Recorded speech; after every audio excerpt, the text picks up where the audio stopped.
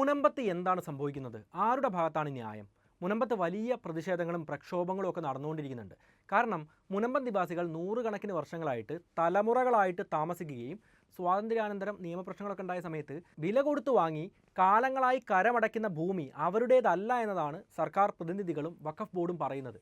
നിലവിലെ നിയമ സംവിധാനങ്ങൾ നോക്കിക്കഴിഞ്ഞാൽ വഖഫ് ബോർഡിന് അനുകൂലമായിട്ടുള്ള വിധികളാണ് ഇപ്പം നിലനിൽക്കുന്നതും. ഈ കാര്യങ്ങൾ കൊണ്ട് തന്നെ 600ഓളം മനുഷ്യരുടെ കിടപ്പാടം നഷ്ടപ്പെടുന്ന ഒരു അവസ്ഥയുണ്ട്. എന്നാൽ പ്രതിഷേധങ്ങൾ കനത്തപ്പോൾ രണ്ട് പ്രധാന വാദങ്ങളാണ് ഈ സംഭവത്തെക്കുറിച്ച് ഉയർന്നു വരുന്നത്. അന്യാധീനപ്പെട്ടുപോയ വഖഫ് ഭൂമി ഇന്ത്യയിലെ നിയമങ്ങൾ കൃത്യമായിട്ട് പാലിച്ച് തിരിച്ചു പിടിക്കുന്നതിന് വഖഫ് ബോർഡിനെ കുറ്റം പറയാൻ പറ്റുമോ എന്നതാണ് ഒന്നാമത്തെ വാദം. വില കൊടുത്തു വാങ്ങിയ കരമടയ്ക്കുന്ന ഭൂമിയിൽ നിന്ന് പെട്ടെന്നൊരു സുപ്രഭാതത്തിൽ ഇറങ്ങിപ്പോവാൻ പറയുന്നതൊക്കെ, അല്ലെങ്കിൽ ആ ഭൂമി അവരുടേതല്ല എന്ന് പറയുന്നതൊക്കെ ശരിയാണോ എന്നും ഈ നിയമങ്ങളിൽ കാര്യമായിട്ടുള്ള പ്രശ്നങ്ങൾ ഉണ്ട് എന്നതൊക്കെയാണ് രണ്ടാമത്തെ വാദം. ഇരുഭാഗത്തും ഇത് കൂടാതെ പിന്നെയും വാദഗതികൾ ധാരാളമുണ്ട്. എങ്കിലും ഈ സംഭവങ്ങൾ നമുക്ക് കൃത്യമായിട്ട് മനസ്സിലാവാൻ വഖഫ് നിയമങ്ങളും മുനമ്പത്തെ പ്രശ്നവും വാർത്തകളും ചരിത്രവും നിയമങ്ങളിൽ പറയുന്നതുമെല്ലാം നോക്കി വേണം മനസ്സിലാക്കാൻ. അങ്ങനെ ഞാൻ പറയുന്ന സമയത്ത് ചിലപ്പോൾ ഇരുവാദഗതികൾ മുന്നോട്ട് വെക്കുന്ന ആളുകൾക്കും ഇഷ്ടപ്പെടാത്ത കാര്യങ്ങൾ അതിനുണ്ടാവാൻ സാധ്യതയുണ്ട്. പക്ഷേ കാര്യങ്ങൾ മനസ്സിലാവണമെങ്കിൽ അതെല്ലാം നമുക്ക് പറഞ്ഞേ പറ്റുള്ളൂ. അതുകൊണ്ട് വളരെ എളുപ്പത്തിൽ അല്പം സങ്കീർണമായ ഈ വിഷയങ്ങൾ നമുക്കിന്ന് മനസ്സിലാക്കാം. പഠനാവശ്യത്തിന് വേണ്ടിയിട്ടാണ് നമ്മൾ എപ്പോഴും വീഡിയോ ചെയ്യാറുള്ളത്. അതുകൊണ്ട് എൻ്റെ അഭിപ്രായങ്ങളൊന്നും ഈ വീഡിയോയിൽ പറയുന്നില്ല.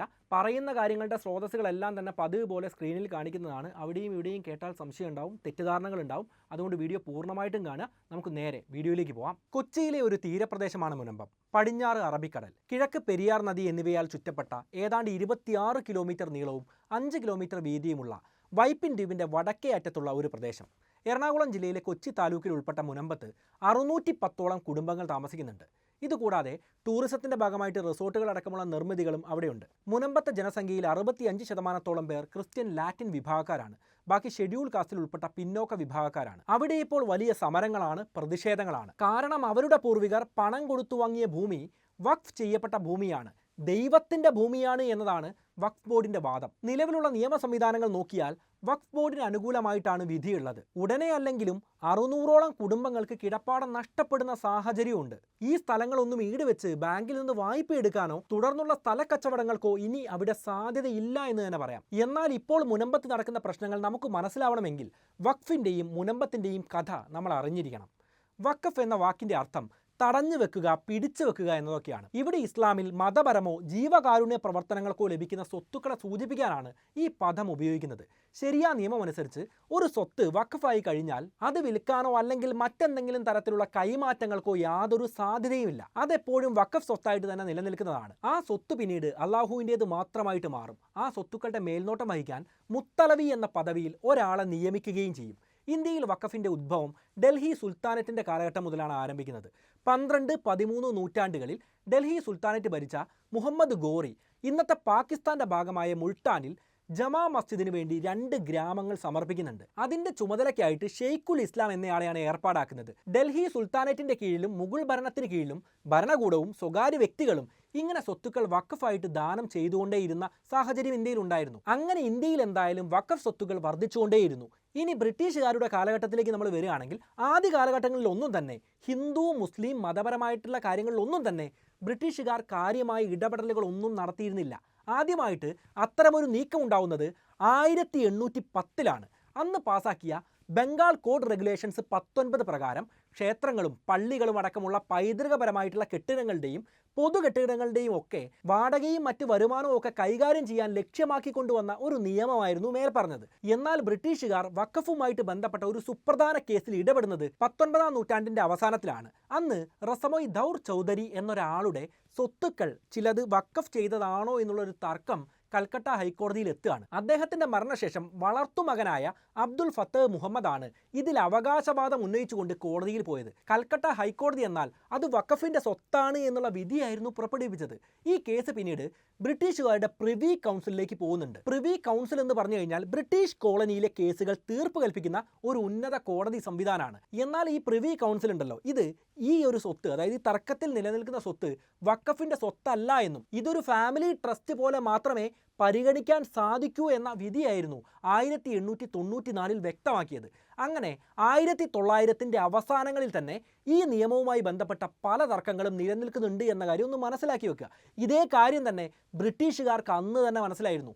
ഇതേ തുടർന്ന് ബ്രിട്ടീഷ് ഇന്ത്യയിലെ വഖഫ് സ്വത്തുക്കളെ സംബന്ധിച്ച് ഒരു ക്രോഡീകരിച്ച നിയമം ആവശ്യമാണ് എന്ന് അവർക്ക് ബോധ്യപ്പെടുകയാണ്. അതിനായിട്ട് 1913 മുസൽമാൻ വഖഫ് വാലിഡേറ്റിംഗ് ആക്ട് ബ്രിട്ടീഷുകാർ പാസാക്കി. വഖഫ് സ്വത്തുക്കളുടെ സൃഷ്ടി, അതായത് ഒരു സ്വത്ത് എങ്ങനെയാണ് വഖഫായി നിർണ്ണയിക്കപ്പെടേണ്ടത് എന്നിവയൊക്കെ സംബന്ധിക്കുന്ന വിവരങ്ങൾ അടങ്ങുന്നതായിരുന്നു ഈ ഒരു വഖഫ് നിയമം. അങ്ങനെ വഖഫിന് ഇന്ത്യയിൽ ഒരു നിയമ പരിരക്ഷ ലഭിക്കുകയാണ്. ഓർക്കുക, ഇത് സംഭവിക്കുന്നത് 1913-ലാണ്. ഇതുകൂടാതെ 1923-ലും മുസൽമാൻ വഖഫ് വാലിഡേറ്റിംഗ് ആക്ടുമായി ബന്ധപ്പെട്ട് ചില നിയമങ്ങൾ ബ്രിട്ടീഷ് സർക്കാർ പാസാക്കുന്നുണ്ട്. അതിൽ വഖഫ് സ്വത്തുക്കളുടെ നടത്തിപ്പ് സുതാര്യമാക്കുവാനും പിന്നെ പണമിടപാടൊക്കെ സംബന്ധിക്കുന്ന നിയമങ്ങളൊക്കെയായിരുന്നു ഇതിൽ എഴുതപ്പെട്ടത്. പിന്നീട് നമ്മൾ നോക്കുകയാണെങ്കിൽ 1947-ൽ സ്വാതന്ത്ര്യം ലഭിച്ചതിന് ശേഷവും ഈ വഖഫ് നിയമങ്ങൾ തുടർന്നുകൊണ്ടേ പോന്നു. 1954-ൽ ഇന്ത്യയിൽ വഖഫ് ആക്ടും പാസ്സാവുന്നുണ്ട്. ഇതനുസരിച്ച് സ്റ്റേറ്റ് വഖഫ് ബോർഡുകൾ രൂപീകരിക്കാൻ സംസ്ഥാന സർക്കാരുകൾക്ക് കേന്ദ്ര സർക്കാർ നിർദ്ദേശം നൽകുകയാണ്. ഓരോ സംസ്ഥാനങ്ങളും വഖഫ് സ്വത്തുക്കളുടെ സർവേ നടത്താനും ഒരു വഖഫ് കമ്മീഷണറെയും അസിസ്റ്റന്റ് വഖഫ് കമ്മീഷണറെയും ചുമതലപ്പെടുത്താനും നിർദ്ദേശങ്ങൾ ഉണ്ടായിരുന്നു. ആ നിയമത്തിൽ വഖഫ് ബോർഡിന് തന്നെ മുത്തലവിമാരെ നിയമിക്കാനും അവർ തെറ്റ് ചെയ്താൽ പുറത്താക്കാനുള്ള അധികാരമെല്ലാം ഉണ്ടായിരുന്നു. അതുകൊണ്ട് തന്നെ 1954 നിയമപ്രകാരം ഒരു ക്വാസി ജുഡീഷ്യൽ അവകാശങ്ങൾ വഖഫ് ബോർഡിന് വന്നു ചേരുകയാണ്. എന്ന് വെച്ചാൽ ഒരു കോടതിക്കുള്ളതിന് സമാനമായിട്ടുള്ള ചില അധികാരങ്ങളുള്ള ഒരു സംഘടന തന്നെയായിരുന്നു വഖഫ് ബോർഡ്. ഇതിന് മുത്തലവിമാർ തെറ്റ് ചെയ്തോ ഇല്ലയോ എന്ന് തീരുമാനിക്കാനും അവരെ വേണമെങ്കിൽ പുറത്താക്കാനുമുള്ള അധികാരം വഖഫ് ബോർഡിനായിരുന്നു എന്ന കാര്യം പ്രത്യേകം ശ്രദ്ധിക്കണം. എന്നിരുന്നാലും വഖഫ് ബോർഡുമായിട്ടുള്ള സ്വത്ത് തർക്കങ്ങൾ സിവിൽ കോടതിയിൽ തന്നെയായിരുന്നു ആ കാലഘട്ടങ്ങളിൽ തീർപ്പ് കൽപ്പിച്ചിരുന്നത്. മാത്രമല്ല, സിവിൽ കോടതിയുടെ തീരുമാനങ്ങൾ അന്തിമമായിരിക്കണമെന്നും 1954 നിയമത്തിലുണ്ടായിരുന്നു. 1964-ൽ മിനിസ്റ്ററി ഓഫ് മൈനോറിറ്റി അഫയേഴ്സിന് കീഴിൽ എല്ലാ സ്റ്റേറ്റ് വഖഫ് ബോർഡുകളും നിയന്ത്രിക്കാൻ സെൻട്രൽ വഖഫ് കൗൺസിൽ എന്നൊരു സമിതിയും സ്ഥാപിതമാവുന്നുണ്ട്. അതിനുശേഷം 1969-ൽ വഖഫ് ബോർഡിൻ്റെ നടത്തിപ്പിനും ഇനി കൊണ്ടുവരേണ്ട മാറ്റങ്ങളെക്കുറിച്ചുമെല്ലാം പഠിക്കാനുമായിട്ട് ഒരു വഖഫ് എൻക്വയറി കമ്മിറ്റിയെ കേന്ദ്ര സർക്കാർ നിയമിക്കുന്നുണ്ട്. ഈ കാര്യങ്ങളെക്കുറിച്ചെല്ലാം പഠിച്ചിട്ട് 1976-ൽ ഒരു റിപ്പോർട്ടും സമർപ്പിച്ചു. ആ റിപ്പോർട്ട് അനുസരിച്ച് വഖഫുമായി ബന്ധപ്പെട്ട തർക്കങ്ങൾ പരിഹരിക്കാൻ വേണ്ടിയിട്ട് ഒരു ട്രിബ്യൂണൽ സ്ഥാപിക്കണമെന്നും വഖഫ് ബോർഡുകളുടെ ഓഡിറ്റിങ്ങും കണക്കുമൊന്നും ശരിയല്ല എന്നും അവ പരിഹരിക്കണമെന്നുമെല്ലാം നിർദ്ദേശങ്ങളുണ്ടായിരുന്നു. ആ നിർദ്ദേശങ്ങളുടെ ഫലമായിട്ടാണ് 1995-ൽ വീണ്ടും വഖഫ് ആക്ട് ഭേദഗതി ചെയ്യുന്നത്. ഈ നിയമ ഭേദഗതിയിൽ വഖഫുമായിട്ട് ബന്ധപ്പെട്ട തർക്കങ്ങളിൽ തീർപ്പ് കൽപ്പിക്കുന്നതിനായിട്ട് ഓരോ സംസ്ഥാനത്തും ഓരോ വഖഫ് ട്രിബ്യൂണലുകൾ ആരംഭിക്കാനും ഉത്തരവായിട്ടുണ്ട്.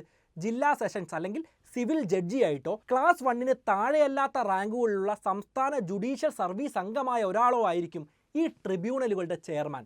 അതുകൂടാതെ അഡീഷണൽ ഡിസ്ട്രിക്ട് മജിസ്ട്രേറ്റിൻ്റെ റാങ്കുള്ള ഒരു സ്റ്റേറ്റ് സിവിൽ സർവീസ് ഓഫീസർ, പിന്നെ മുസ്ലിം നിയമങ്ങളിൽ പ്രാവീണ്യമുള്ള ഒരാൾ, ഇങ്ങനെ 3 അംഗങ്ങളാണ് വഖഫ് ട്രിബ്യൂണൽ ഉണ്ടായിരിക്കുക. അപ്പോൾ നമ്മൾ മനസ്സിലാക്കേണ്ട ഒരു കാര്യം, വഖഫ് ട്രിബ്യൂണൽ എന്നാൽ ഒരു പള്ളിക്കോടതിയല്ല, ഉത്തരവാദിത്തപ്പെട്ട ആളുകൾ ഇരിക്കുന്ന ഒരു സ്ഥലം തന്നെയാണ്.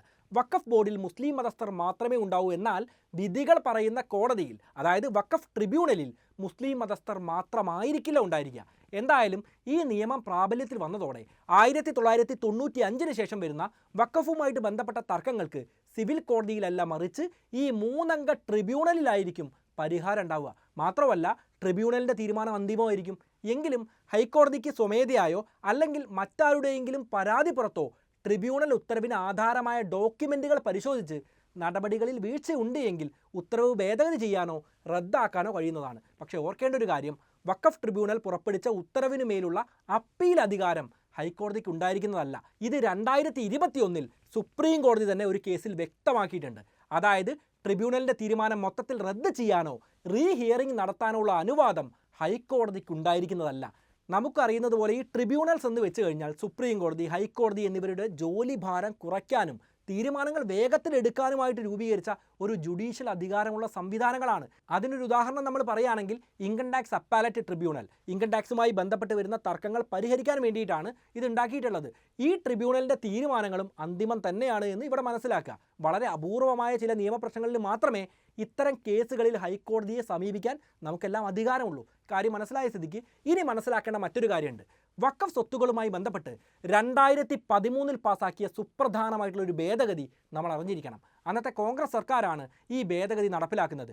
ഈ നിയമമനുസരിച്ച് ഒരു സംസ്ഥാനത്തെ വഖഫ് ബോർഡിൻ്റെ ചീഫ് എക്സിക്യൂട്ടീവ് ഓഫീസർ ഏതെങ്കിലും തരത്തിലുള്ള വഖഫ് ഭൂമി കയ്യേറ്റത്തിൻ്റെ തെളിവുകൾ വഖഫ് ട്രിബ്യൂണലിൽ സമർപ്പിക്കുകയാണ് എങ്കിൽ ട്രിബ്യൂണലിന് ആ കയ്യേറ്റം ഒഴിപ്പിക്കാൻ ഉത്തരവിടാം. കൂടാതെ വഖഫാണെന്ന് പറയപ്പെടുന്ന ആ പ്രോപ്പർട്ടി, അത് കെട്ടിടമാവാം, ഭൂമിയാവാം, അവിടെ നിന്ന് 45 ദിവസത്തിനുള്ളിൽ ഒഴിഞ്ഞു കൊടുക്കണം എന്ന വ്യവസ്ഥയുണ്ട്. ഒഴിഞ്ഞില്ലെങ്കിൽ വഖഫ് ബോർഡിൻ്റെ ചീഫ് എക്സിക്യൂട്ടീവ് ഓഫീസർക്കോ അദ്ദേഹം ചുമതലപ്പെടുത്തുന്ന ആൾക്കോ അവരെ ഒഴിപ്പിക്കാനും ആ സ്വത്തുക്കൾ കണ്ടുകെട്ടാനും അവകാശമുണ്ട്. നേരത്തെ 1995 നിയമപ്രകാരം ഓരോ സംസ്ഥാനങ്ങളുടെയും വഖഫ് സ്വത്തുക്കളുടെ സർവേ നടത്താൻ സംസ്ഥാനങ്ങളോട് ആവശ്യപ്പെട്ടിരുന്ന കാര്യം പറഞ്ഞതാണല്ലോ. അതിൻ്റെ ചെലവ് വഖഫ് സ്വത്തുക്കളിൽ നിന്ന് മുത്തലവി തന്നെ കണ്ടെത്തേണ്ട ആവശ്യമുണ്ടായിരുന്നു. എന്നാൽ 2013 നിയമ ഭേദഗതി അനുസരിച്ച് വഖഫ് സ്വത്തുക്കളുടെ സർവേ നടത്താനും അതിൻ്റെ വിവരങ്ങൾ പ്രസിദ്ധപ്പെടുത്താനുമുള്ള ചിലവുകളെല്ലാം സംസ്ഥാന സർക്കാർ തന്നെ നൽകേണ്ടതാണ്. അങ്ങനെ വർഷം ചെല്ലുന്തോറും വഖഫ് നിയമങ്ങൾ കൂടുതൽ കർശനമായിട്ട് മാറുന്നത് നമുക്ക് കാണാൻ കഴിയും. ഇനി വീണ്ടും മുനമ്പത്തെ പ്രശ്നത്തിലേക്ക് നമ്മൾ വരികയാണെങ്കിൽ ഈ പ്രദേശത്തിൻ്റെ അവകാശത്തെപ്പറ്റി പറയുമ്പോൾ 19-ാം നൂറ്റാണ്ടിലേക്ക് നമ്മളൊന്ന് പോകേണ്ടതാണ്. ആ കാലഘട്ടത്തിൽ ഗുജറാത്തിലെ കച്ച് പ്രദേശത്ത് നിന്ന് കൃഷി വ്യവസായ ആവശ്യങ്ങൾക്കായിട്ട് മുസ്ലിം വിഭാഗമായ കച്ചി മെമോൺസ് ഈ പ്രദേശത്തേക്ക് കുടിയേറി പാർത്തിട്ടുണ്ട്. രാജ്യത്തിൻ്റെ അഭിവൃദ്ധിക്കായി ആ വ്യാപാര സമൂഹത്തെ തിരുവിതാംകൂർ രാജാവ് സ്വാഗതം ചെയ്തു. 1902 തിരുവിതാംകൂർ രാജാവ് 404 ഏക്കറോളം ഭൂമിയും 60 ഏക്കറോളം വരുന്ന ചതുപ്പ് പ്രദേശങ്ങളും കൃഷിക്കായിട്ട് അബ്ദുൽ സത്താർ മൂസ ഹാജി സേത്ത് എന്ന വ്യക്തിക്ക് പാട്ടത്തിന് കൊടുക്കുന്നുണ്ട്. ആ സമയത്തും പക്ഷേ അവിടെ മത്സ്യബന്ധന തൊഴിലാളികൾ താമസിച്ചിരുന്നു. ആ പ്രദേശം ഒഴിവാക്കിയിട്ടാണ് രാജാവ് ലീസിന് കൊടുത്തത്. പിന്നീട് 1948 അബ്ദുൽ സത്താർ മൂസ ഹാജി സേത്തിൻ്റെ മരണത്തിന് ശേഷം അദ്ദേഹത്തിൻ്റെ മരുമകൻ എന്ന് പറയപ്പെടുന്ന സിദ്ദിഖ് സേത്തും അദ്ദേഹത്തിൻ്റെ അച്ഛനായിട്ടുള്ള മുസൽമാൻ സേത്തും ഈ സ്വത്തുക്കൾ സ്വന്തം പേരിൽ എറണാകുളം സബ് രജിസ്ട്രാർ ഓഫീസിൽ രജിസ്റ്റർ ചെയ്തു. അതായത് പാട്ടത്തിന് കിട്ടിയ ഭൂമിയാണ് രജിസ്റ്റർ ചെയ്തത്. സ്വാഭാവികമായിട്ടും ഇന്ത്യക്ക് സ്വാതന്ത്ര്യം കിട്ടിയപ്പോൾ രാജാവിൻ്റെ സ്വത്തും സ്ഥലങ്ങളും ഒക്കെ ഇന്ത്യൻ ഗവൺമെൻറ്റിലേക്കാണ് പോവേണ്ടത്. എന്നാൽ ഇവിടെ എന്തോ സംഭവിച്ചിട്ടുണ്ട്. ആ കാര്യങ്ങൾ ഇപ്പോഴും അല്പം ദുരൂഹമാണ്. എന്താണെങ്കിലും 1948 ആയപ്പോഴേക്കും പാട്ടത്തിന് കിട്ടിയ ഭൂമിയുടെ 3/4 ഭാഗവും കടലെടുത്ത് പോവാണ്. ബാക്കി വരുന്ന 114 ഏക്കർ മാത്രമാണ് അവിടെ അവശേഷിച്ചത്. കേരള കത്തോലിക് ബിഷപ്പ് കൗൺസിലിൻ്റെ social harmony and vigilance commission സെക്രട്ടറിയായ ഫാദർ മിക്കായേൽ പുള്ളിക്കലിൻ്റെ അഭിപ്രായത്തിൽ 1948 സിദ്ദിഖ് സേത്ത് അവിടെ ഉണ്ടായിരുന്ന മത്സ്യബന്ധന തൊഴിലാളികളുടെ ഭൂമി കൂടി കൂട്ടിച്ചേർത്താണ് തൻ്റെ പേരിൽ രജിസ്റ്റർ ചെയ്യുന്നത്. 1950 സിദ്ദിഖ് സേത്ത് ഈ ഭൂമി കോഴിക്കോട്ടുള്ള ഫറൂഖ് കോളേജിൻ്റെ വിദ്യാഭ്യാസ ആവശ്യങ്ങൾക്കായിട്ട് കൈമാറുന്നുണ്ട്. ഈ വസ്തു ഫറൂഖ് കോളേജിൻ്റെ പേരിൽ രജിസ്റ്റർ ചെയ്യുന്ന സമയത്ത് അതിൽ ഒരു നിബന്ധന ഉണ്ടായിരുന്നു. ഈ വസ്തു വിദ്യാഭ്യാസ ആവശ്യങ്ങൾക്കല്ലാതെ മറ്റൊരു കാര്യത്തിനും ഉപയോഗിക്കാൻ വേണ്ടി പാടില്ല. ഭാവിയിൽ ഫറൂഖ് കോളേജ് ഇല്ലാതാവുകയാണെങ്കിൽ ഈ ഭൂമി സിദ്ദിഖ് സേത്തിൻ്റെ പിൻഗാമികൾക്ക് കൈമാറണം. കൂടാതെ അന്ന് രജിസ്റ്റർ ചെയ്ത ഡോക്യുമെൻറ്റിൽ വഖഫ് എന്നും സൂചിപ്പിക്കുന്നുണ്ട്. എന്നാൽ ഈ സംഭവത്തിന് ശേഷം 1962 അവകാശങ്ങളെ ചൊല്ലിയുള്ള തർക്കങ്ങൾ ആരംഭിക്കുന്നത്. അന്ന് തന്നെ മുനമ്പം പ്രദേശവാസികൾ ഈ വസ്തുവിൽ ഫറൂഖ് കോളേജിൻ്റെ അവകാശത്തെ ചോദ്യം ചെയ്തുകൊണ്ട് പറവൂർ സബ് കോർട്ടിൽ ഒരു കേസ് ഫയൽ ചെയ്യുന്നുണ്ട്. ഈ കേസിനെ തുടർന്ന് കേരള ഹൈക്കോടതിയിലേക്ക് കാര്യങ്ങൾ എത്തുകയാണ്. 1975 ആയപ്പോൾ ഫറൂഖ് കോളേജിന് അനുകൂലമായിട്ട് വിധിയുണ്ടായി. എന്നാൽ ഈ വിധിക്കെതിരെയും 1975 പ്രദേശവാസികൾ സംഘടിക്കുകയും പറവൂർ മുൻസിഫ് കോർട്ടിൽ പെറ്റീഷൻ ഫയൽ ചെയ്യുകയും ചെയ്തു. വീണ്ടും 12 വർഷത്തോളം നടന്ന നിയമ പോരാട്ടങ്ങൾ. അവസാനം ഫറൂഖ് കോളേജും പ്രദേശവാസികളും തമ്മിൽ ഒരു ധാരണയിലെത്തുകയാണ്. ഒരു നിശ്ചിത തുക കൊടുത്ത് ഈ പ്രദേശങ്ങളെല്ലാം ഈ പ്രദേശവാസികൾക്ക് തന്നെ വാങ്ങാമെന്ന വ്യവസ്ഥ ആ സമയത്ത് ഉണ്ടാവുന്നുണ്ട്. 1987 ഈ കാര്യത്തിന് ഏതാണ്ട് ഒരു ധാരണയാവുന്നത്. ആ സമയത്ത് ആ പ്രദേശത്തിന് സെൻറ്റിന് 100 രൂപ മാത്രമായിരുന്നു വില. എന്നാൽ മുനമ്പം നിവാസികൾ 250 രൂപ, അതായത് 2 ഇരട്ടി വരെ സ്ഥലത്തിന് നൽകി വാങ്ങാൻ വേണ്ടി തയ്യാറാവുകയാണ്. കാരണം കാലങ്ങളായിട്ട് അവർ താമസിച്ച് വരുന്ന ഒരു ഭൂമിയാണ്. കണക്ക് നോക്കുകയാണെങ്കിൽ 100-ലധികം വർഷങ്ങളായിട്ട് പൂർവികർ താമസിക്കുന്ന ഭൂമിയാണ് ഇത്രയധികം വില കൊടുത്ത്. ഏകദേശ കണക്ക് നമ്മൾ പറയുകയാണെങ്കിൽ 33 ലക്ഷം രൂപ കൊടുത്ത് 1989 മുതൽ 1993 വരെ ഘട്ടം ഘട്ടമായിട്ട് അവർ വാങ്ങിയത്. പിന്നീട് നമ്മൾ നോക്കുകയാണെങ്കിൽ ആ പ്രദേശം വികസിച്ചു. റോഡുകൾ വന്നു, പള്ളികൾ പോലുള്ള മതസ്ഥാപനങ്ങൾ അവിടെ വന്നു. അങ്ങനെ ഇരിക്കുമ്പോഴാണ് വഖഫ് ബോർഡ് ഈ വിഷയത്തിലേക്ക് കടന്നു വരുന്നത്. മുൻ വഖഫ് ബോർഡ് അംഗവും കൊച്ചി ആസ്ഥാനമാക്കി പ്രവർത്തിക്കുന്ന കേരള വഖഫ് സംരക്ഷണ വേദിയുടെ സെക്രട്ടറിയുമായ നസീർ മനയിൽ വഖഫ് സ്വത്തുക്കളുടെ കയ്യേറ്റം നടന്നിട്ടുണ്ട് എന്ന പരാതിയുമായിട്ട് മുന്നോട്ട് വന്നു. ഈ പരാതിയെ തുടർന്ന് 2007 ഇതേക്കുറിച്ച് പഠിക്കാൻ സർക്കാർ വഖഫ് ആക്ട് സെഷൻ 101 പ്രകാരം റിട്ടയേർഡ് ജില്ലാ ജഡ്ജിയായ മൊയ്തു അഹമ്മദ് നിസാർ ചെയർമാനായിട്ടുള്ള വഖഫ് എൻക്വയറി കമ്മീഷൻ രൂപീകരിക്കുകയാണ്. 2009 ഇതേ വഖഫ് എൻക്വയറി കമ്മീഷൻ സംസ്ഥാന സർക്കാരിന് മുൻപാകെ ഒരു റിപ്പോർട്ടും സമർപ്പിക്കുന്നു. ഗവൺമെൻറ് ആ റിപ്പോർട്ട് അംഗീകരിക്കുകയാണ്. എന്നാൽ നിസാർ കമ്മീഷൻ ഈ പ്രദേശം വഖഫായിട്ട് പൂർണ്ണമായിട്ടും പ്രഖ്യാപിക്കുന്നില്ല. പകരം മുനമ്പത്തെ ഭൂമി വഖഫ് ആണെന്ന തരത്തിൽ അവകാശപ്പെടാമെന്നതായിരുന്നു കമ്മീഷന്റെ കണ്ടെത്തൽ. വൈപ്പിനിലെ MLA KN ഉണ്ണികൃഷ്ണനെല്ലാം ഇതേ കാര്യം പറഞ്ഞത് വാർത്തയൊക്കെയായിരുന്നു. ഈ റിപ്പോർട്ട് വന്നതിന് ശേഷം വഖഫ് ബോർഡ് തന്നെയാണ് ഈ ഭൂമിയിൽ അവകാശവാദം ഉന്നയിച്ച് മുന്നോട്ട് വന്നത്. 1995 വഖഫ് നിയമമനുസരിച്ച് വഖഫ് ബോർഡിന് അവർ ശേഖരിക്കുന്ന വിവരങ്ങളുടെ അടിസ്ഥാനത്തിൽ വഖഫ് ആണെന്ന് സംശയമുള്ള ഏത് പ്രോപ്പർട്ടിയിലും അവകാശം ഉന്നയിക്കാൻ അധികാരമുണ്ട്. ഈ തീരുമാനം തിരുത്താൻ വഖഫ് ട്രിബ്യൂണലിന് മാത്രമേ അധികാരമുള്ളൂ. ട്രിബ്യൂണലിൻ്റെ തീരുമാനമാണെങ്കിലോ അന്തിമമായിരിക്കും. ഏതെങ്കിലും ട്രസ്റ്റുകളുടെയോ സൊസൈറ്റികളുടെയോ സ്വത്തുക്കൾ ഇങ്ങനെ വഖഫ് പ്രോപ്പർട്ടിയാണ് എന്ന് വഖഫ് ബോർഡ് വിധി എഴുതി കഴിഞ്ഞാൽ ബോർഡ് തന്നെ അവർക്ക് നോട്ടീസ് അയക്കേണ്ടതാണ്. പിന്നീട് ഈ ട്രസ്റ്റ് അംഗങ്ങൾക്കോ സൊസൈറ്റി അംഗങ്ങൾക്കോ എന്തെങ്കിലും എതിർപ്പുണ്ടെങ്കിൽ ട്രിബ്യൂണലിലേക്ക് പോകാവുന്നതാണ്, അവിടെ കേസ് നടത്താവുന്നതുമാണ്. ട്രിബ്യൂണലിന് മാത്രമേ വഖഫ് ബോർഡിൻ്റെ ഈ തീരുമാനത്തെ മാറ്റാൻ കഴിയൂ എന്ന കാര്യവും പ്രത്യേകം ഓർക്കുക. ഇന്ത്യയിലുടനീളം വഖഫ് ബോർഡുകൾ ഇത്തരത്തിൽ സ്വത്തുക്കൾക്ക് അവകാശവാദമായിട്ട് മുന്നോട്ട് വരുന്നുണ്ട്.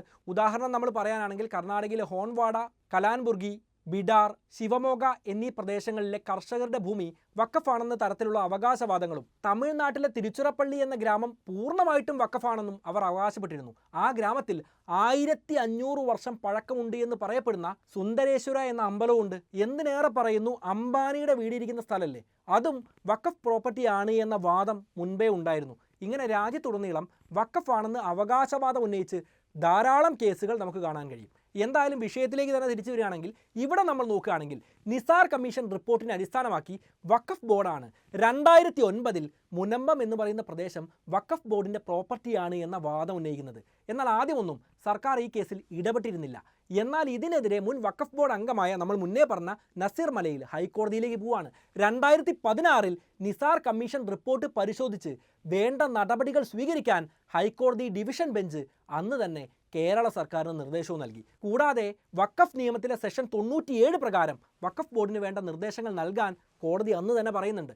കാരണം കേന്ദ്ര സർക്കാർ പാസാക്കിയ വഖഫ് ആക്ടിലെ 97 പ്രകാരം സ്റ്റേറ്റ് ഗവൺമെൻറ്റിന് വഖഫ് ബോർഡിൻ്റെ നടത്തിപ്പുമായി ബന്ധപ്പെട്ട കാര്യങ്ങൾക്ക് നിർദ്ദേശം നൽകാവുന്നതാണ്. അപ്പോൾ ഇപ്പോൾ നടന്നുകൊണ്ടിരിക്കുന്ന നടപടികളെല്ലാം തന്നെ ഹൈക്കോടതിയുടെ കൂടെ ഉത്തരവിൻ്റെ പുറത്താണ് നടക്കുന്നത്. 2019 എറണാകുളത്തെ മുനമ്പം, ചേറായി, പള്ളിക്കൽ പ്രദേശങ്ങൾ ഉൾപ്പെടെ വഖഫിൻ്റെ സ്വത്തായിട്ട് വഖഫ് ബോർഡ് ഔദ്യോഗികമായിട്ട് രജിസ്റ്ററും ചെയ്യുന്നുണ്ട്. 1995 വഖഫ് നിയമമനുസരിച്ച് ഏതെങ്കിലും ട്രസ്റ്റിൻ്റെയോ സൊസൈറ്റിയുടെയോ പ്രോപ്പർട്ടി വഖഫാണെന്ന് വഖഫ് ബോർഡ് തീരുമാനിച്ചാൽ മാത്രമേ അവർക്ക് നോട്ടീസ് അയക്കേണ്ടതുള്ളൂ. എന്നാൽ സാധാരണ വ്യക്തികളുടെ കാര്യത്തിൽ ഈ നോട്ടീസ് അയക്കുന്നത് ബാധകമല്ല, നമ്മൾ മുന്നേ പറഞ്ഞതാണ്. അതുകൊണ്ട് തന്നെ ഇത് വഖഫ് ബോർഡ് അവരുടെ പേരിലേക്ക് മാറ്റിയത് അവിടെ താമസിക്കുന്ന ആളുകൾ പോലും അറിഞ്ഞിട്ടില്ല എന്ന് പറഞ്ഞു കഴിഞ്ഞാൽ അതിനെക്കുറിച്ചൊന്ന് ചിന്തിച്ച് നോക്കൂ. അവർ താമസിക്കുന്ന വീടും സ്ഥലമൊക്കെയാണ്. ഇത് അവരറിയാതെ മറ്റൊരു സംഘടന അല്ലെങ്കിൽ വഖഫ് ബോർഡ് അവരുടെ പേരിലേക്ക് രജിസ്റ്റർ ചെയ്യാണ്. ഈ ഒരു സംഭവത്തെക്കുറിച്ച് നിങ്ങളൊന്ന് ചിന്തിച്ചു നോക്കൂ. അതിനുശേഷം പിന്നീട് 2022 മുനമ്പം അടക്കമുള്ള പ്രദേശങ്ങളിലെ ജനങ്ങൾ അവരുടെ വസ്തുവിൻ്റെ കരമടയ്ക്കാൻ ശ്രമിച്ച സമയത്താണ് ഈ പ്രദേശങ്ങൾ വഖഫിൻ്റേതാണെന്നും അവർക്ക് കരമടയ്ക്കാൻ സാധിക്കില്ല എന്നും ആ ജനങ്ങളെ അറിയിച്ചത്. അതിനുശേഷം കേരള സർക്കാർ ഈ വിഷയത്തിൽ ഇടപെട്ട് അവർക്ക് കരമടയ്ക്കാനുള്ള സൗകര്യങ്ങൾ ചെയ്തു കൊടുക്കുകയാണ്. ഇപ്പം നമ്മൾ നോക്കുകയാണെങ്കിൽ 2024 അവരുടെ പഴയ തലമുറ പണം കൊടുത്തു വാങ്ങിയ ഭൂമിയിൽ നിന്നും ഒഴിയേണ്ട അവസ്ഥയിലാണ് മുനമ്പത്തെ ജനങ്ങളുള്ളത്. അതിനെതിരെയാണ് ഇപ്പോൾ വലിയ പ്രതിഷേധങ്ങൾ നടന്നുകൊണ്ടിരിക്കുന്നത്. ഇതിനിടയ്ക്ക് ഇപ്പോഴുള്ള വഖഫ് നിയമങ്ങളിൽ ഭേദഗതി വരുത്തുന്നതിനായിട്ടുള്ള നിയമങ്ങളെല്ലാം അല്ലെങ്കിൽ അതിൻ്റെ ബില്ല് 2024 സെപ്റ്റംബർ മാസത്തിൽ കേന്ദ്ര സർക്കാർ പാർലമെൻറ്റിൽ അവതരിപ്പിച്ചിട്ടുണ്ട്. കേന്ദ്ര സർക്കാർ ഈ ബില്ലിനെക്കുറിച്ച് പഠിക്കാനും നിർദ്ദേശങ്ങൾ സമർപ്പിക്കാനുമായിട്ട് ജോയിൻറ്റ് പാർലമെൻ്ററി കമ്മിറ്റി അല്ലെങ്കിൽ JPCയെ നിയോഗിക്കുകയും ചെയ്തിട്ടുണ്ട്. JPCയിൽ ലോകസഭയിലെ 21 അംഗങ്ങളും രാജ്യസഭയിൽ 10 അംഗങ്ങളുമാണുള്ളത്. കേരളത്തിൽ നിന്നും മുനമ്പം പ്രശ്നത്തിൽ ഇടപെടണമെന്ന ആവശ്യം ഉന്നയിച്ചുകൊണ്ട് സീറോ മലബാർ ചർച്ചും കേരള കത്തോലിക് ബിഷപ്പ് കൗൺസിലും ചേർന്ന് JPCക്ക് കത്തയച്ചിട്ടുമുണ്ട്. 1995 വഖഫ് ആക്ടിൽ ഭേദഗതി വരുത്തി മുനമ്പം നിവാസികൾക്ക് നീതി ലഭിക്കണമെന്നതാണ് അവരുടെ ആവശ്യവും അവരുടെ വാദവും. 2024 നവംബർ 25 മുതൽ നടക്കാൻ പോകുന്ന അടുത്ത പാർലമെൻറ്റ് സമ്മേളനത്തിൽ ആദ്യ ആഴ്ചയിൽ തന്നെ JPC തങ്ങളുടെ റിപ്പോർട്ട് സമർപ്പിക്കുമെന്നാണ് ഇപ്പം നമുക്കറിയാൻ കഴിയുന്നത്. 2024 പുതിയ ഭേദഗതിയിൽ ട്രിബ്യൂണലിൻ്റെ ഉത്തരവ് അന്തിമമാണ് എന്നുള്ള ക്ലോസ് പൂർണ്ണമായിട്ടും എടുത്തു മാറ്റിയിട്ട് ട്രിബ്യൂണലിൻ്റെ ഉത്തരവിനെതിരെ വേണമെങ്കിൽ 90 ദിവസത്തിനുള്ളിൽ കക്ഷികൾക്ക് ഹൈക്കോടതിയിൽ അപ്പീൽ നൽകാമെന്ന വ്യവസ്ഥയെല്ലാം വരുന്നുണ്ട്. ഇവിടെ ഹൈക്കോടതി ട്രിബ്യൂണലിൻ്റെ ഉത്തരവിന് ആധാരമായിട്ടുള്ള ഡോക്യുമെൻറ്റുകൾ പരിശോധിക്കുക മാത്രമല്ല ചെയ്തത്. ഇത്രയും കാലം അതായിരുന്നു ചെയ്യാനുള്ള അധികാരം പരമാവധി ഉണ്ടായിരുന്നത്. ഇരു കൂട്ടരുടെയും വാദങ്ങൾ കേൾക്കാനും അതെല്ലാം കേട്ട് പരിശോധിച്ച് അന്തിമ വിധി പുറപ്പെടുവിക്കാനും, അതായത് ഹൈക്കോടതിക്ക് റീഹിയറിംഗ് നടത്താനുള്ള അധികാരം ഈ നിയമം വരുന്നതിലൂടെ വന്നു ചേരുന്നതാണ്. ഇതുകൂടാതെ ഏതെങ്കിലും പ്രോപ്പർട്ടി വഖഫ് ആണെന്നുള്ള പരാതി ലഭിച്ചു കഴിഞ്ഞാൽ അത് സർവേ ചെയ്യാൻ കലക്ടറെയാണ് ചുമതലപ്പെടുത്താനുള്ള കാര്യങ്ങൾ ഇനി വരാൻ പോകുന്നത്. അതിനുവേണ്ടി വഖഫ് സർവേ കമ്മീഷനെ ഏൽപ്പിക്കേണ്ട ആവശ്യം പോലുമില്ല. കൂടാതെ മോദി സർക്കാർ നടപ്പിലാക്കാൻ പോകുന്ന പുതിയ നിയമത്തിൽ ട്രിബ്യൂണലിൽ ഇനി മുതൽ 3 അംഗങ്ങളില്ല, പകരം 2 അംഗങ്ങൾ മാത്രമേ ഉണ്ടായിരുന്നുള്ളൂ. മുൻപുണ്ടായിരുന്ന 3 അംഗങ്ങൾ നമ്മൾ നോക്കുകയാണെങ്കിൽ ഇസ്ലാമിക നിയമങ്ങളിൽ പാണ്ഡിത്യമുള്ള ഒരാൾ ട്രിബ്യൂണലിൽ അംഗമായിട്ട് ഇരിക്കണമെന്ന നിയമം ഉണ്ടായിരുന്നു. അത് പുതിയ നിയമത്തിൽ ഒഴിവാക്കുമെന്നാണ് മനസ്സിലാക്കാൻ പറ്റുന്നത്. എന്നാൽ 2024 കേന്ദ്ര സർക്കാർ കൊണ്ടുവന്ന വഖഫ് ഭേദഗതി പിൻവലിക്കാൻ ആവശ്യപ്പെട്ടുകൊണ്ട് കേരള നിയമസഭയിൽ ഭരണപക്ഷവും പ്രതിപക്ഷവും പ്രമേയം ഇതിനോടകം പാസ്സാക്കിയിട്ടുണ്ട്. ഈ നിയമം വേണോ വേണ്ടയോ എന്നെല്ലാമുള്ള അഭിപ്രായങ്ങൾ തീർച്ചയായിട്ടും ഓരോരുത്തർക്കും വ്യക്തിപരമാണ്. അത് നിങ്ങളുടെ അഭിപ്രായം എന്താണെങ്കിലും നിങ്ങൾക്ക് കമൻറ്റിൽ എഴുതാവുന്നതാണ്. എന്താണെങ്കിലും വഖഫ് അവകാശവാദം ഉന്നയിച്ചിട്ടുള്ള മുനമ്പം അടക്കമുള്ള പ്രദേശങ്ങൾ വഖഫ് അല്ല എന്നതാണ് മുനമ്പം നിവാസികളുടെ അവകാശവാദം. കാരണം ഒരു ഭൂമി വഖഫ് ആണെങ്കിൽ അത് എല്ലായ്പ്പോഴും വഖഫ് ഭൂമിയായിട്ട് നിലനിൽക്കും. പിന്നീട് അത് മാറ്റാൻ സാധിക്കുന്നതേ അല്ല. സുപ്രീം കോടതി തന്നെ പല കേസുകളിലും ഇത് ആവർത്തിച്ച് എടുത്ത് പറഞ്ഞിട്ടുമുണ്ട്. ഉദാഹരണത്തിന് 2014 ആന്ധ്രാപ്രദേശ് എന്ന സംസ്ഥാനം വിഭജിച്ച് തെലങ്കാന സംസ്ഥാനമൊക്കെ ഉണ്ടായ സമയത്ത് പല വസ്തു തർക്കങ്ങളും കോടതിയിലൊക്കെ വന്നിരുന്നു. അത്തരമൊരു കേസിൻ്റെ വിധിയിൽ ഇതുപോലൊരു പരാമർശം വ്യക്തമായിട്ട് തന്നെ നമുക്ക് കാണാൻ പറ്റും. എന്നാൽ മുനമ്പത്തിൻ്റെ കാര്യം നമ്മൾ നോക്കുകയാണെങ്കിൽ 1950 സിദ്ദിഖ് സേത്ത് ഈ ഭൂമി ഫറൂഖ് കോളേജിന് നൽകിയ സമയത്ത് നമ്മൾ നേരത്തെ സൂചിപ്പിച്ചതുപോലെ വ്യവസ്ഥകൾ ഉണ്ടായിരുന്നു. അതായത് ഭാവിയിൽ എന്തെങ്കിലും ഫറൂഖ് കോളേജ് ഇല്ലാതായി കഴിഞ്ഞാൽ ഭൂമി സേത്തിൻ്റെ അനന്തരാവകാശികൾക്ക് നൽകണമെന്ന വ്യവസ്ഥ. വഖഫ് ഭൂമിയാണെങ്കിൽ അങ്ങനെ വ്യവസ്ഥ വെക്കാൻ ഒരിക്കലും പറ്റുന്നതല്ല. അതുകൊണ്ട് തന്നെ മുനമ്പം അടക്കമുള്ള പ്രദേശങ്ങൾ വഖഫ് അല്ല എന്നതാണ് ഇതിനെതിരെ പറയുന്ന, ഈ ഒരു വഖഫിൻ്റെ ഭൂമിയാണ് എന്ന് പറയുന്ന ആളുകൾക്കെതിരെ പറയുന്ന പ്രക്ഷോഭകരുടെ പ്രധാനപ്പെട്ട വാദം. എന്നാൽ 2007 സർക്കാർ തന്നെ നിയമിച്ച നിസാർ കമ്മിറ്റി ഇത് വഖഫ് ആവാമെന്ന് റിപ്പോർട്ട് നൽകിയത് നമുക്കറിയാമല്ലോ. അതിൻ്റെ പേരിൽ ഹൈക്കോടതി വിധിയുണ്ടായിരുന്നു, നിർദ്ദേശങ്ങളുണ്ടായിരുന്നു. ഇതിൻ്റെ പേരിലാണ് വഖഫ് ബോർഡും സർക്കാരും പിന്നീടുള്ള നടപടികൾ സ്വീകരിക്കുന്നത്. കാര്യം നമ്മൾ അവസാന ഭാഗങ്ങളിൽ പ്രതിഷേധക്കാരുടെ അഭിപ്രായങ്ങൾ കൃത്യമായിട്ട് തന്നെ പറഞ്ഞിരുന്നു. പക്ഷേ ചിന്തിക്കേണ്ട വേറൊരു കാര്യം കൂടെ ഉണ്ട്. വഖഫ് ബോർഡിനെ സംബന്ധിച്ചിടത്തോളം ധാരാളം വഖഫ് ഭൂമികൾ അന്യാധീനപ്പെട്ടു പോയിട്ടുണ്ട് എന്നാണ് അവർ കണക്കാക്കുന്നത്. അതുകൊണ്ട് അവ തിരിച്ചു പിടിക്കേണ്ടത് അവരുടെ ഉത്തരവാദിത്തമാണ്, അവകാശമാണ്. വഖഫിനെ സംബന്ധിച്ചിടത്തോളം അവർ ആർക്കും വഖഫ് ഭൂമി വിറ്റിട്ടുമില്ല. ഇന്ത്യയിൽ നിലവിലുള്ള നിയമവും കോടതി വിധികളും അവർക്കുള്ള അവകാശങ്ങളും മാത്രമാണ് വഖഫ് ബോർഡ് ഉപയോഗിക്കുന്നത്. ഇവിടെ പക്ഷേ നിലവിലെ വിധികളെല്ലാം പ്രകാരം മുനമ്പത്തെ ഭൂമി വഖഫാണല്ലോ, അതുകൊണ്ട് അങ്ങനെ തന്നെ പറയാം. ആ ഭൂമി അറിഞ്ഞോ അറിയാതെയോ വിൽക്കാനുള്ള അധികാരമില്ലാത്ത ആ ഭൂമി ഫറൂഖ് കോളേജാണ് മുനമ്പത്തെ ജനങ്ങൾക്ക് വിറ്റത്. ഇതാണ് ഈ വിഷയം ഇത്രയും സങ്കീർണമാക്കിയതിൻ്റെ പ്രധാനപ്പെട്ട ഒരു കാരണം. ശരിക്കും ഒന്ന് ചിന്തിച്ചു നോക്കൂ. പിൽക്കാലത്ത് ആ ഭൂമി പല കൈ മറിഞ്ഞിട്ടുണ്ടാവും. ജീവിത സമ്പാദ്യം മുഴുവൻ മുടക്കിയ ആളുകൾ വീടും സ്വപ്നങ്ങളും ഒക്കെ നെയ്തെടുത്തിട്ടുണ്ടാവും. പക്ഷേ വഖഫ് ചെയ്യപ്പെട്ട ഭൂമിയാണ് എന്ന് നിയമ സംവിധാനങ്ങൾ കണ്ടെത്തിയാൽ പിന്നെ അതിൻ്റെ വിൽപ്പനയ്ക്ക് ഒന്നും തന്നെ സാധുതയില്ല. കാര്യം എന്താണെങ്കിലും 600ഓളം കുടുംബങ്ങളെ ബാധിക്കുന്നൊരു വിഷയമാണ്. വഖഫ് ബോർഡ് ആണെങ്കിലും നിലവിലുള്ള നിയമത്തിൽ നിന്നുകൊണ്ട് മാത്രമേ പ്രവർത്തിക്കുന്നുള്ളൂ. അതുകൊണ്ട് ഈ വിഷയം എങ്ങനെ രമ്യമായി പരിഹരിക്കപ്പെടുമെന്ന് കാത്തിരുന്ന് കാണുക തന്നെ വേണം.